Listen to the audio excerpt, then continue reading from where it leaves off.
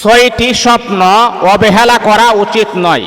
মনে রাখতে হবে, এই রাতের বেলা যদি এই স্বপ্নগুলো আপনি দেখেন, তাহলে মনে রাখতে হবে এই স্বপ্নগুলো আপনি কখনো অবহেলা করবেন না। কারণ এই স্বপ্নগুলাই প্রমাণ করে যে কোনো সময় যে কোনো মুহূর্তে আপনার বিপদ হওয়ার সম্ভাবনা রয়েছে। আপনার বিপদ আসতে পারে, মুসিবত আসতে পারে। এখন আপনি বলবেন, অনেকে আছে জানেন, তারা স্বপ্ন বিশ্বাস করে না।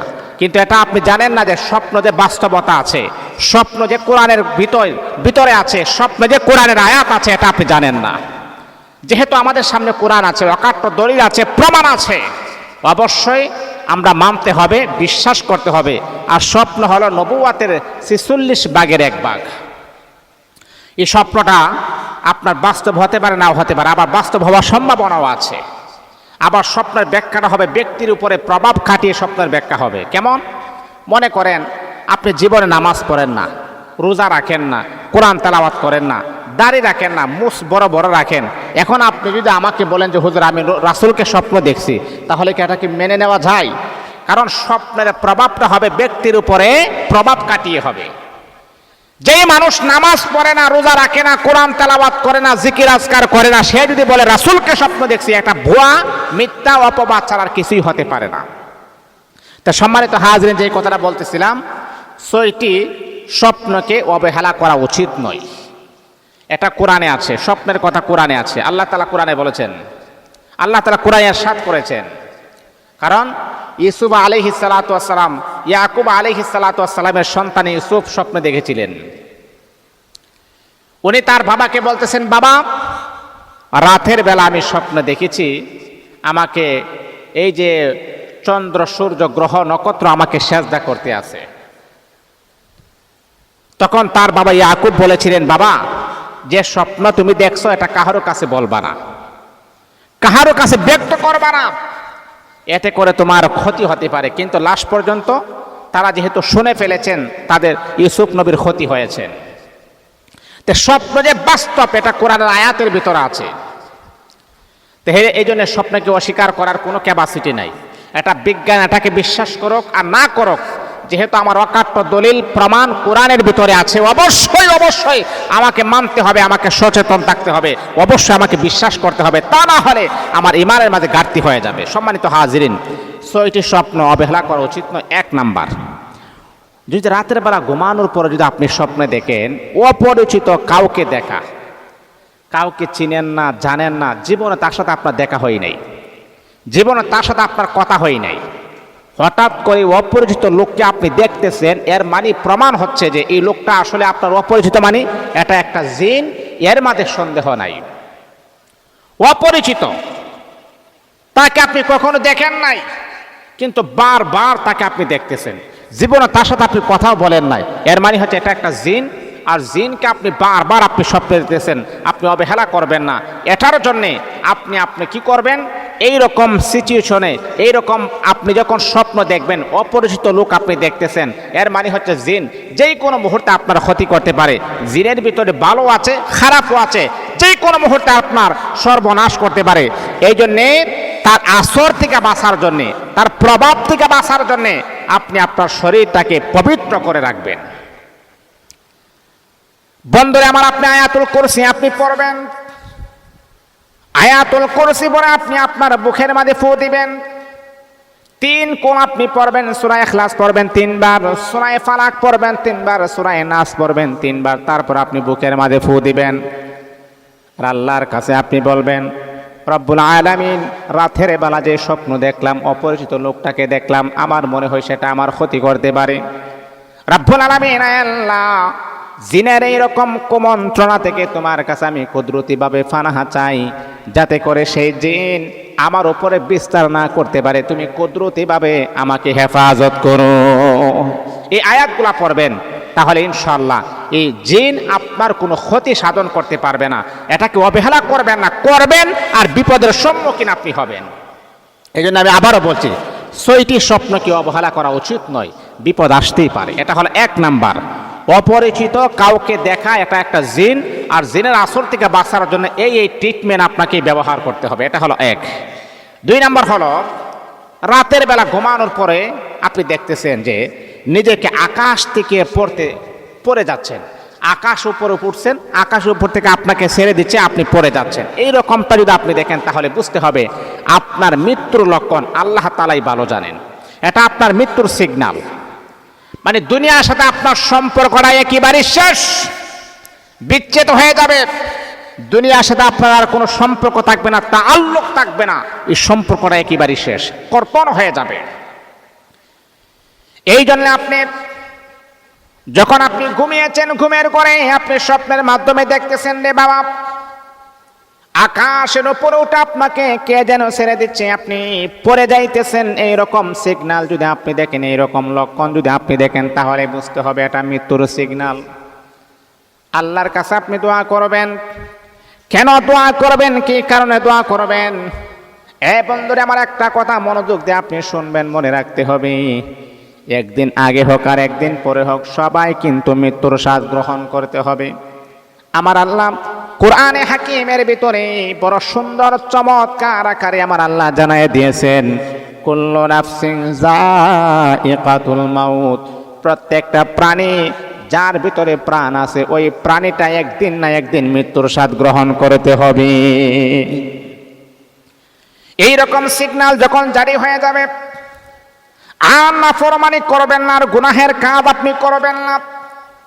আল্লাহ পাক রব্বুল আলামিন আপনাকে সুযোগ দিচ্ছেন যে বান্দা এরকম সিগন্যাল তোমার জারি হয়ে গেছে, কোনো সময় আছে তওবা করো। ও বান্দা গুনাহের জন্য অনুতপ্ত হয়ে যাও, ও বান্দা নামাজ পড়ো, ও বান্দা কোরআন তেলাওয়াত করো, ও বান্দা জিকির আজকার করো। একদিন না একদিন কিন্তু তোমাকে এই দুনিয়া ছেড়ে চলে আসতে হবে রে বান্দা। কবরে নিয়ে কি যাইবেন, আল্লাহর কাছে আপনি কি হিসাব দিবেন? এই সিগন্যাল যখন জারি হয়ে যাবে তওবা করে নেবেন, নামাজ পড়বেন, ভালো কাজ আপনি করবেন। এমন হতে পারে সিগন্যালটা দেওয়ার পরে আমার আল্লাহ আপনাকে সংশোধনের জন্য এই সিগন্যালটা জারি করে দিয়েছে। আকাশ থেকে আপনি পড়ে যাচ্ছেন, এই সিগন্যাল যখন দিবে তখন বুঝতে হবে যে আসলে মনে হয় আপনার মৃত্যুর একটা সিগন্যাল চলে আসতে পারে। এই মৃত্যুটা 20 বছর পরে হতে পারে, 5 বছর পরে হতে পারে, 10 বছর পরে হতে পারে, কিন্তু আল্লাহ আপনাকে সুযোগ দিচ্ছেন, মাঝখানে একটা সুযোগ দিচ্ছেন, গ্যাপ দিচ্ছেন যে বান্দা সময় আছে, এখন তওবা করো, ভালো হয়ে যাও, আমি আল্লাহ তোমাকে ক্ষমা করে দিব, আমি আল্লাহ তোমাকে মাফ করে দিব। এটা হলো 2 নাম্বার। 3 নাম্বার হচ্ছে একটি কালো সাপ আপনি দেখতেছেন, বারবার রাতের বেলা ঘুমানোর পর যে কালো সাপ আছে না, বারবার দেখতেছেন, এইভাবে কালো সাপগুলো আপনি দেখতেছেন। জানেন এই কালো সাপ দেখা মানে ব্ল্যাক কালারের সাপ, এই কালো সাপ দেখা মানে আপনার প্রভাবশালী শত্রু রয়েছে, যেই শত্রু যে কোনো মুহূর্তে আপনার ক্ষতি করতে পারে, যে কোনো মুহূর্তে আপনার উপরে চড়াও হতে পারে। এই প্রভাবশালী শত্রুর আশ্রয় থেকে বাঁচার জন্য আপনি কি করবেন সেটাও কিন্তু আমি আপনাকে বলে দিচ্ছি। বন্ধুরে আমার শোনো, রাতের বেলা যখন ঘুমিয়েছেন তখন আপনি ঘুমের ঘরে আপনি স্বপ্ন দেখতেছেন ব্ল্যাক কালারের সাপ, একেবারে কালো সাপ আপনি দেখেন। একবার নয়, 2 বার নয়, আপনি যখন প্রতিনিয়ত আপনি যখন ঘুমান তখন আপনি কালো সাপ দেখেন। আল্লামা মুহাম্মদ ইবনে সিরিন স্বপ্নের সম্রাট ছিলেন, তিনি বলেন, তিনি তার খাওয়াব নামার কিতাবের ভিতরে বড় সুন্দর করে বলেন, যদি কোনো ব্যক্তি কালো সাপ দেখে তাহলে বুঝতে হবে যে তার শত্রু আছে, শত্রুটা বসে চড়াও হয়ে গেছে, প্রভাবশালী হয়ে গেছে। বন্ধুরা আমার, আপনি জানেননি পৃথিবীতে এমন কোনো মানুষ নাই যে তার কোনো শত্রু নাই। অনেকের শত্রু বেশি, অনেকের শত্রু কম, আবার অনেকের শত্রুটা এতটাই শক্তিশালী সুযোগ পাইলে সে আপনার উপরে চড়াও হবে, এমনকি আপনাকে মৃত্যু পর্যন্ত সে ঘটায় দিতে পারে। আপনি ভালো কাজ করতেছেন, সমাজের ভালো কাজ করতেছেন, আপনারও শত্রু আছে, আপনি একেবারে নিকৃষ্ট জীর্ণ শীর্ণ মানুষ, আপনারও শত্রু আছে, আপনি গরিব, আপনারও শত্রু আছে। তাহলে শত্রুর এই যে অবহেলিত শত্রু যে কোনো মুহূর্তে আপনার উপর চড়াও হতে পারে, আপনার উপর আক্রমণ করতে পারে। এই শত্রুর আক্রমণ থেকে আপনি কিভাবে বাঁচবেন সেই নিয়মটা, সেই টিপসটা আমি আপনাকে দিচ্ছি, শুনেন। এইরকমটা দেখেন যে কালো সাপ আপনি দেখতেছেন, কালো সাপ, তাহলে বোঝা যাবে শত্রু প্রভাবশালী হয়ে গেছে, যে কোনো মুহূর্তে আপনাকে অঘটন ঘটায় দিতে পারে। এই ক্ষেত্রে আপনি সকালবেলা 5 ওয়াক্ত নামাজটা অবশ্যই পড়বেন। সকালবেলা ফজরের নামাজের পরে এই দোয়াটা 3 বার পড়বেন। বিসমিল্লাহিল্লাযী লা ইয়াদুররু মা ইসমিহি শাইউন ফিল আরদি ওয়ালা ফিস সামাই ওয়া হুয়াস সামিউল আলিম। আবার আপনি পড়বেন বিসমিল্লাহিল্লাযী লা ইয়াদুররু মা ইসমিহি শাইউন ফিল আরদি ওয়ালা ফিস সামাই ওয়া হুয়াস সামিউল আলিম। এই দোয়াটা আপনি ফজরের নামাজের পর আপনি 3 বার পড়বেন। বন্ধুরে আমার, জোহর চলে গেল, আবার আসরের নামাজের পরে আবার আপনি 3 বার পড়বেন বিসমিল্লাহিল্লাযী লা ইয়াদুররু মা ইসমিহি শাইউন ফিল আরদি ওয়ালা ফিস সামাই ওয়া হুয়াস সামিউল আলিম। 3 বার আপনি পড়ার পরে বুকের মাঝে আপনি ফু দিবেন, এইভাবে আপনি ফু দিবেন। এটার দ্বারাতে কি হতে পারে আপনি জানেননি? ও বন্ধু, আপনি জানেননি কি হতে পারে? পৃথিবীতে যত বড় শত্রু থাকুক না কেন, আমার আল্লাহ কুদরতিভাবে আপনাকে হেফাজত করবে। শত্রু আপনার উপরে চড়াও হতে পারবে না। বিপদ আপনার আসলেও সেই বিপদ থেকে আমার আল্লাহ কুদরতিভাবে আপনাকে হেফাজত করবেন। এই পৃথিবীতে প্রত্যেকটা মানুষের শত্রু আছে, প্রত্যেকটা মানুষের দুশ্মন আছে। যে কোনো সময় যে কোনো মুহূর্তে আপনার অঘটন ঘটাইতে পারে, যাতে করে যে কোনো সময় যে কোনো মুহূর্তে আপনার অঘটন যেন না ঘটাইতে পারে। এই জন্যে এই দোয়াটার কোনো বিকল্প নাই, সেই দোয়াটা আপনি পড়বেন। বাবারে, এই দোয়াগুলা আপনাকে বিপদ আপদ বালা মুসিবত থেকে হেফাজত করবেন। এই দোয়াগুলা আপনাকে কুদরতিভাবে হেফাজত করবেন। এই মাসনুন দোয়াগুলো আমরা শিখি না, খুবই গুরুত্বপূর্ণ দোয়াগুলো আমরা শিখি না। তাহলে আমি আপনাকে বলছি, এবার আমরা 4 নম্বরে চলে আসি। 4 নম্বর হচ্ছে, যদি আপনি রাতের বেলা ঘুমানোর পর আপনি দেখেন নিজেকে ডুবে যেতে দেখা, নিজে ডুবে যাচ্ছেন, তাহলে বুঝতে হবে আপনি অতি মাত্রায় গুনাহে লিপ্ত আছেন। আপনি দেখতেছেন যে আপনি পানির মাঝে, আপনি একটা পুকুরের মাঝে ঝাঁপ দিয়েছেন, আপনি সাঁতার পারেন, তারপর আপনি দেখতেছেন যে আপনি পানির তলে চলে যাচ্ছেন, আপনি পানির তলে চলে যাচ্ছেন, আপনি উপরে উঠতে পারতেছেন না। এর মানে হলো আল্লাহ আপনাকে বোঝাচ্ছেন যে বান্দা, তোমার গুনাহটা এতটাই ভারী, তোমার গুনাহটা এতটাই ভারী হয়ে গেছে যে তুমি উপরে উঠতে পারতেছো না, পানির তলে চলে যাচ্ছ, গুনাহের কারণে তুমি জাহান্নামী হইবা। এটাই আল্লাহ সিগন্যাল দিয়েছেন। এরে বন্ধু, মুমিনদেরকে আল্লাহ পাক রব্বুল আলামিন মাঝে মধ্যে এমন সিগন্যাল আমার আল্লাহ দেন, ও মুমিন তোমাকে আমি বড় মোহাব্বত করি, ও মুমিন তোমাকে আমি আল্লাহ বড় ভালোবাসি। মুমিন রে, জাহান্নামের আগুন বরদাস্ত করার মতো ক্ষমতা তোমার নাই, জাহান্নামের আগুন সহ্য করার মতো ক্ষমতা আল্লাহ পাক রব্বুল আলামিন পৃথিবীর কোনো মানুষকে আমার আল্লাহ দেন নাই, পৃথিবীর কোনো মানুষ সহ্য করতে পারবে না। আল্লাহ বলে, বান্দারে তোরে এত বড় সুন্দর করে আমি আল্লাহ বানাইছি, জাহান্নামে দেওয়ার জন্য আমি আল্লাহ বানাই নাই। জাহান্নামের আগুন সহ্য করতে পারবে না রে বান্দা। এই জন্য রাতের বেলা ঘুমের করে তোমাকে এমন এমন সিগন্যাল আমি দেই, এমন এমন স্বপ্ন আমি দেখাই, তোমার জীবনটাকে পরিবর্তন করার জন্য, তোমার জীবনটাকে নতুন করে সাজানোর জন্য। বান্দারে, তোমার গুনাহটা এতটাই ভরপুর হয়ে গেছে, হে তুমি একটা পুকুরের মাঝে তুমি নামছো, কিন্তু তুমি সাঁতার কাটতে পারো, সব কিছু করতে পারো, তারপর তুমি সাঁতার কাটতে পারতেছো না। তুমি দেখতেছো তুমি পানির তলে ডুবন্ত অবস্থায় আছো। আমার আল্লাহ বোঝাইতে চেয়েছেন তোমার গুনাহের মাত্রাটা বেশি ভারী হয়ে গেছে। এই বান্দা, তোমার গুনাহটা এতটাই ভারী হয়ে গেছে যার কারণে তুমি পানির উপরে উঠতে পারতেছো না, তলে চলে যাচ্ছ। আল্লাহ পাক রব্বুল আলামিন বান্দাকে জানায় দে, বান্দা এখনো সময় আছে, তুমি তওবা করে নাও, এখনো সময় আছে, গুনাহের কাজ ছেড়ে দাও, এখনো সময় আছে, অন্যায়ের পথ তুমি ছেড়ে দাও, ন্যায়ের পথে তুমি চলে আসো, নেক আমল তুমি বেশি করো। আল্লাহ বলে, বান্দারে নেক আমল করলে কি হবে, কি হবে, কি হবে জানোনি? আমার আল্লাহ কোরআনের ভিতরে বলেন, ইন্নাল্লাযীনা আমানু ওয়া আমিলুস সালিহাতি কানাত লাহুম জান্নাতুল ফিরদাউসি নুজুলা। নেক আমল করবা মানে জান্নাতের মেহমান তুমি হয়ে যাইবা। আল্লাহ এই সুযোগটা আপনাকে দিচ্ছেন যে বান্দা পানির মাঝে ঝাঁপ দিয়েছে, সাঁতার পারে, সব কিছু পারে, তারপরও সে সাঁতার কাটতে পারতেছে না, সে ডুবে যাচ্ছে, পানির তলে চলে যাচ্ছে। আল্লাহ সিগন্যাল দিয়েছেন যে বান্দা তোমার গুনাহটা এতটাই ভারী হয়ে গেছে, গুনাহের ভারী হওয়ার কারণে, গুনাহের ভারী হওয়ার কারণে তুমি সাঁতার কাটতে পারতেছো না, সাঁতার কাটা জানো পারতেছো না, পানির তলে চলে যাচ্ছ। এই জন্য বান্দা এই গুনাহ বোঝা নিয়ে যদি এই মুহূর্তে তুমি চলে যাও, তাহলে কিন্তু আমি আল্লাহ পাকের কাছে হিসাব দিতে পারবে না, জাহান্নামী হয়ে যাবে, গ্রেফতার হয়ে যাবে। এই জন্য এখনো সময় আছে, তওবা করো, আমি আল্লাহ তোমাকে হালকা করে দিই। 5 নাম্বার হলো, যদি আপনি রাতের বেলা ঘুমানোর পরে যদি আপনি দেখেন যে একটি কালো কাক দেখতেছেন, আপনি কালো কাক, এই যে কাউ আছে না কাক, কা খা খা খা করে কালো কাক, তা রাতের বেলা ঘুমানোর পরে আপনি বার আপনি কালো কাক দেখতেছেন, তাহলে এটার ব্যাখ্যা কি হতে পারে? কালো কাক যদি আপনি দেখেন তাহলে বুঝবেন আপনি একটি খারাপ সংবাদ পাবেন, দুঃসংবাদ পাবেন। এমনও হতে পারে খারাপ সংবাদ, আপনার ছেলে অসুস্থ হতে পারে, অথবা আপনার মেয়েটা গাড়ি অ্যাক্সিডেন্ট করতে পারে, অথবা আপনার স্ত্রীর বড় ধরনের বিপদ আসতে পারে। খারাপ সংবাদ যেটা আপনি চমকে উঠবেন, অবাক হয়ে যাবেন, যেটার জন্য আপনি অপেক্ষা করেন নাই। কালো কাক, আপনি যখন রাতের বেলা যখন ঘুমাইছেন, ঘুমানোর পর আপনি দেখতেছেন আপনার বাড়ির আঙ্গিনায় একটা কালো কাক খালি খা খা খা খা খা খা করতেছে।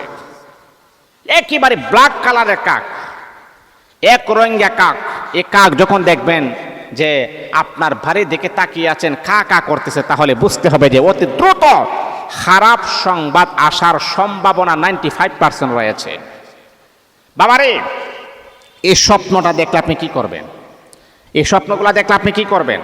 আমি এটার সাজেশনটা আমি আপনাকে বলে দিচ্ছি, যাতে করে এই খারাপ সংবাদটা যেন আমার উপরে না হয়। কারণ ভালো খারাপ এটা কিন্তু আমাদের হাতের কামাই, কিন্তু আমরা যদি কিছু নেক আমল করতে পারি, ভালো কাজ করতে পারি, আল্লাহ খারাপটাকে ভালোয় রূপান্তরিত করে দিবেন। আমার আল্লাহই সব কিছু পারেন, ক্ষমতাবান তোমার আল্লাহ, আল্লাহই পারেন সব কিছু করতে। এই জন্য আপনি কি করবেন? যদি আপনি এই রকম খারাপ স্বপ্নটা দেখেন যে কালো কাক আপনার বাড়ির দিকে তাকিয়ে আছে, খা খা করতেছে, তাহলে আমি আপনাকে সাজেস্ট করব, আমি আপনাকে বলবো, তখন আপনি বেশি বেশি করে আপনি ইস্তেগফার আপনি করবেন। আস্তাগফিরুল্লাহ রাব্বি মিন কুল্লি যামবি ওয়া আতুবু ইলাইহি লা হাওলা ওয়ালা কুওয়াতা ইল্লা বিল্লাহিল আলিয়্যিল আযীম। এই ইস্তেগফারটা আপনি পড়বেন, প্রয়োজনে আপনি সাইয়্যিদুল ইস্তেগফার পড়বেন, সবচাইতে সেরা এবং দামি ইস্তেগফারটা আপনি পড়বেন। আল্লাহুম্মা আনতা রাব্বি লা ইলাহা ইল্লা আনতা খালাকতানি ওয়া আনা আবুদুক ওয়া আনা আলা আহদিকা ওয়া ওয়া'দিকা মাস্তাতা'তু আউযু বিকা মিন শাররি মা সানা'তু আবুহু লাকা বিনি'মাতিকা আলাইয়া ওয়া আবুহু লাকা বিযামবি ফাগফিরলি ফাইন্নাহু লা ইয়াগফিরুয যুনুবা ইল্লা আনতা। ইস্তিগফারটা আপনি পড়বেন। তারপর আমি আপনাকে বলবো 2 রাকাত সালাতুল হাজতের নামাজ আপনি পড়বেন, অথবা রাতের বেলা তাহাজ্জুদের নামাজ আপনি পড়বেন। আল্লাহকে বলবেন, রব্বুল আলামিন, আয় আল্লাহ, আমি স্বপ্নের বেলা কালো কাক আমি দেখলাম, এ কাকের স্বপ্ন নাকি আল্লাহ খারাপ স্বপ্ন, এমনকি রব্বুল আলামিন, আয় আল্লাহ, দুঃস্বপ্ন আসার সম্ভাবনা রয়েছে, আল্লাহ খারাপ সংবাদ আসার সম্ভাবনা রয়েছে। রব্বুল আলামিন, আল্লাহ খারাপ সংবাদ শুনতে পারবো না, এই খারাপ সংবাদটাকে তুমি ভালো সংবাদে পরিণত করে দাও। আমার আল্লাহ পারেন সব কিছু করার ক্ষমতা, বিয়াদিকাল খায়র ইন্নাকা আলা কুল্লি শাইইন কাদির। আল্লাহ পাক রব্বুল আলামিন খারাপ সংবাদটাকে আমার আল্লাহ কাটিয়ে দিবেন। আল্লাহ এই খারাপ সংবাদটা সহ্য করতে পারবো না, তুমি এটাকে ভালো করে দাও। আল্লাহ এই খারাপটাকে ভালো করে দেবেন ইনশাআল্লাহ। তাহলে এই কাজটা করবেন। যদি আপনি রাতের বেলা এরকম স্বপ্ন দেখেন, ঘুম থেকে জাগ্রত হয়ে ঠান্ডা পানি দ্বারা উযু করে তাহাজ্জুদের মুসাল্লায় আপনি দাঁড়িয়ে যাবেন, সিজদায় পড়ে আল্লাহর কাছে আপনি ফরিয়াদ করবেন, বলবেন, আল্লাহ এই খারাপ সংবাদ শুনতে পারবো না, আল্লাহ তুমি তো সব কিছু পারো, তুমি এটাকে একটা রেজাল্ট করে দাও, একটা ভালো করে দাও। এটা হলো আপনার 5 নাম্বার। এবার সর্বশেষ 6 নাম্বার হলো, কারণ আমি আগে বলেছি যে 6টি স্বপ্নকে অবহেলা করা উচিত নয়, এর ভিতরে 6 নাম্বার। রাতের বেলা ঘুমানোর পরে যদি আপনি স্বপ্ন দেখেন নিজে বিয়ে করতে দেখা, মানে নিজে আপনি বিয়ে করতেছেন, আপনার ভবিষ্যৎ বিয়েতে বাধা আসতে পারে, আপনার ভবিষ্যৎ বিয়েতে বাধা আসতে পারে। যদি আপনি রাতের বেলা স্বপ্ন দেখেন যে আপনি বিবাহ করতেছেন বা বিয়ে করতে দেখা, তাহলে এখন আপনি বিবাহের উপযুক্ত হন নাই, অথবা আপনার বড় ভাই আছে, আপনার বোন আছে, তাদেরকে বিবাহ দেওয়ার পর আপনি বিবাহ করবেন, এখনো সময় হয়ে নাই। কারণ একটা তো সব জিনিসের একটা সিস্টেম আছে, সিস্টেম পার হয়ে আপনি যদি এমনটা দেখেন যে আপনি বিবাহ করতেছেন, তাহলে বুঝতে হবে যে ভবিষ্যতে যখন আপনি বিবাহ করবেন, বিবাহ করার ক্ষেত্রে অনেক বাধা আসতে পারে। অনেক সময় কি দেখা যায় যে মেয়েটাকে পছন্দ করেছে, বিবাহ হবে, কিন্তু এই মেয়েটা কি করছে, আরেকজনের কাছে চলে গেছে। এইরকম কিন্তু অহরহর প্রমাণ আছে। আরে যাকে আমি এত ভালোবাসলাম, বিশ্বাস করলাম, তার সাথে আমার 1 সপ্তাহ পরে বিবাহ হবে, 1 সপ্তাহ আগে সে উদাও হয়ে গেছে। একটা বাধা আসে না বিবাহেতে? তারপরে দেখবেন ছেলের বাড়ি, ছেলের নামে অনেক কুটনামি করে, ছেলে মদ খায়, গাঁজা খায়, ইয়াবা খায়, বিড়ি খায়, সিগারেট খায়, গাঞ্জা খায়, আসলে কোনো কিছু খান নাই, একটা বাধা চলে আসছে, একটা বাধা থাকবে। বাবারে, এই যে এখন বিবাহের মাঝে মানুষ দেখবেন ইন্ধনদাতা অনেক আছে। আজকে সমাজের ভিতরে আমি ম্যাক্সিমাম অনেক মানুষকে দেখি যে বিবাহ যখন তারা করায় বা দেয়, তখন এলাকার আগে মানুষকে জানাজানি করতো যে আমার ছেলে বিবাহ করবে, আমার মেয়ে বিবাহ বসবে, জানাজানি করতে। এখন আর জানাজানি হয় না, কেন জানেন? জানাজানি করলেই বিবাহের মধ্যে একটা বাধা আসে। ওমকে বলে মেয়েটা ভালো না, আরে মেয়েটা পর্দা নাই, মাথার মাঝে ওড়না নাই, বিয়াদব, আরেক ছেলের সাথে লাইন আসেন, এ আসেন সে আসেন, বলে একেবারে বিবাহটা শেষ করে দিই। এই জন্য সমাজের মানুষকে এখন জানাই না। ছেলে ভালো পাইছে, মেয়ে ভালো হয়েছে, আলহামদুলিল্লাহ, তারা দুজন মিলে বিবাহটা মিটমাট করে দিই, পরে অনুষ্ঠান করে। কেন? একমাত্র আপনাদের যন্ত্রণার কারণে পরে অনুষ্ঠান করতে হয়, তা না হলে বিবাহটাই বরবাদ করে দিতেন। তা স্বপ্ন, এই জন্য স্বপ্নকে অস্বীকার করা যাবে না। হ্যাঁ, স্বপ্নকে অস্বীকার করা যাবে না, কারণ এটা কোরআন আয়াত। ইয ক্বালা ইউসুফু লিআবিহি ইয়া আবাতি ইন্নী রাআইতু আহাদা আশারা কাওকাবান ওয়াশ-শামসা ওয়াল কামারা রাআইতুহুম লি সাজিদিন। পয়গম্বর ইউসুফ আলাইহিস সালাতু ওয়াস সালাম তার বাবাকে বললেন যে বাবা, আমি যখন রাতের বেলা যখন ঘুমাইলাম এই স্বপ্ন আমি দেখলাম। তার বাবা বললেন, বাবা কাউকে বলবা না। শুধু তা নয়, হযরতে ইব্রাহিম আলাইহিস সালাতু ওয়াস সালাম যখন তার সন্তান ইসমাইলকে যখন কোরবানি করবেন, তখন কিন্তু স্বপ্নের মাধ্যমে দেখেছেন। ফালাম্মা বালাগা মাআহুস সায়া ক্বালা ইয়া বুনাইয়া ইন্নী আরা ফিল মানাম, আমি ঘুমের ঘরে দেখেছি, আন্নী আযবাহুকা, তোমাকে আমি জবাই করতেছি, আল্লাহর রাস্তায় তোমাকে আমি জবাই করতেছি বাবা, আমি স্বপ্নে দেখেছি। তখন ইসমাইল বলতেছেন, বাবা আপনি হচ্ছেন আল্লাহর পয়গাম্বর, আর আপনি স্বপ্ন দেখছেন না, এটা বাস্তবেই আপনি দেখেছেন, বাবা আপনি আমাকে জবাই করেন। ফাংজুর মাযা তারা, তাড়াতাড়ি দ্রুত আপনি কাজ করেন। তাহলে বোঝা গেল যে বাবা, স্বপ্ন মিথ্যা হতে পারে না। কিন্তু হ্যাঁ, আমরা তো বিভিন্ন স্বপ্ন কিন্তু তিন প্রকার।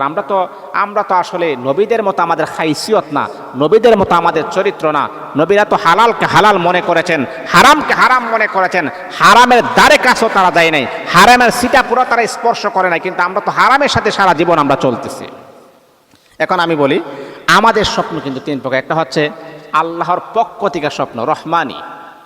আরেকটা হলো শয়তানি, শয়তানের পক্ষ থেকে স্বপ্ন। আরেকটা হলো নফসানি, নফসে যা তাড়না হয় তাই করি। যেমন একটা হলো শয়তানের পক্ষ থেকে, আমি যখন রাতের বেলা যখন ঘুমাই, আবি যাবি অমুকের সাথে সহবাস করতেছি, এই করতেছি সেই করতেছি, বিভিন্ন প্রকারের স্বপ্ন আপনি দেখতেছেন। শয়তান আপনাকে এইরকম আবি যাবি আউল ফাউল স্বপ্ন আপনাকে দেখাচ্ছে। কারণ আপনি তো, শরীরটা তো আপনার পবিত্র না, নামাজ নাই, প্রস্রাব করে পানি লন না, আরে বাবা রে বাবা, আপনি কি পায়খানা করে পানি লন না, এটা সন্দেহ আছে। তা আপনি ঘুমান নাপাক শরীরে, আপনি ঘুমান, বিভিন্ন প্রকারের আবি যাবি আউল ফাউল টাউল মাউল বিভিন্ন প্রকারের স্বপ্ন আপনি দেখেন। এটা হলো শয়তানের পক্ষ থেকে আপনাকে দেখায়। কারণ আপনি শয়তানের চাচাতো ভাই, আপনি তো শয়তানের চাচাতো ভাই। নামাজ পড়েন না, রোজা রাখেন না, কোরআন তেলাওয়াত করেন না, জিকির আজকার করেন না, নাপাক শরীরে প্রস্রাব করে পানি লন না, শয়তান আর আপনার মাঝে ফারাকটা কি? এটা হলো এক। আরেকটা হলো নফসানি, মানে সারাদিন আপনি যা করেন, সারাদিন দুষ্টামি করেন, সারাদিন আপনি আরজানি করেন, সারাদিন এই করেন সেই করেন, বক্কর চক্কর লডর বর্ডর করেন, রাতের বেলা ঘুমানোর পরে এই লডর সলরে আপনি দেখেন। আরেকটা হলো রহমানি, যেটা আল্লাহ পাক রব্বুল আলামিনের তরফ থেকে বান্দাকে আমার আল্লাহ দেখা। এটা খাস, যাদেরকে আমার আল্লাহ ভালোবাসেন, যাদেরকে আমার আল্লাহ পছন্দ করেন, যাদেরকে আমার আল্লাহ মোহাব্বত করেন, আমার আল্লাহর পিয়ারা বান্দা বান্দি পৃথিবীতে আছে, যারা নেক কাজ করে, ভালো কাজ করে, ভালোকে ভালো জানে, খারাপকে খারাপ জানে, তারা কখনো মন্দ কাজ করে না, তারা কখনো হারামের সাথে সম্পৃক্ত নাই, তারা বেঁচে থাকার চেষ্টা করে, তারা তাহাজ্জুদ, আওয়াবিন, ইশরাক, কোরআন তেলাওয়াত, জিকির আজকার করে জীবনটাকে অতিবাহিত করে। এইরকম পিয়ারা কিছু বান্দা বান্দি আছে, রাতের বেলা ঘুমানোর পরে আল্লাহ পাক তাদেরকে এইরকম কিছু সিগন্যাল আমার আল্লাহ দেন। এটাই হলো নবুয়াতের ৪৬ ভাগের ১ ভাগ। ওই সমস্ত ব্যক্তির স্বপ্নগুলা 100% সত্য হয়, তারা মিথ্যা স্বপ্ন দেখতে পারে না। অনেক আল্লাহর বান্দা আছে এমন, জানেন, এতবার রাসূলকে 1000 বার, 500 বার, 100 বার রাসূলকে স্বপ্নের মাধ্যমে সশরীরে দেখেছেন। আল্লাহু আকবার, আল্লাহু আকবার। কত বড় মাফের আল্লাহর পেয়ারা বান্দা, এবার চিন্তা করেন। তারা প্রতিনিয়ত তারা জিকির করে, প্রতিনিয়ত তারা দুরূদ শরীফ পড়ে, রাসূলের শানে মানে তারা মুহাব্বতে, তারা রাসূলের প্রেমে তারা হাবুডাবু খায়। ওই সমস্ত ব্যক্তিরা আছে, তাদের স্বপ্নগুলা বাস্তবায়িত হয়, তাদেরকে এইরকম সিগন্যাল দেওয়া হয়, তারা বুঝতে পারে যে এটা কিসের সিগন্যাল। এই জন্য বাবারে, বন্ধুরা আমার, স্বপ্নকে অবহেলা করা উচিত নয়। এই 6টা স্বপ্নকে কখনো আপনি অবহেলা করবেন না। 6টি স্বপ্ন অবহেলা করা উচিত নয়, করবেন বিপদে পড়বেন। যদি এটার থেকে যদি আপনি যে কাজ করেছে এই স্বপ্নগুলো দেখলে এটা করবেন, এই স্বপ্নগুলো দেখলে এইগুলা করবেন, তাহলে স্বপ্ন আপনার উপরে কখনো চড়াও হতে পারবে না। আল্লাহ আমাদের সবাইকে বোঝার, আমল করার যেন তৌফিক দান।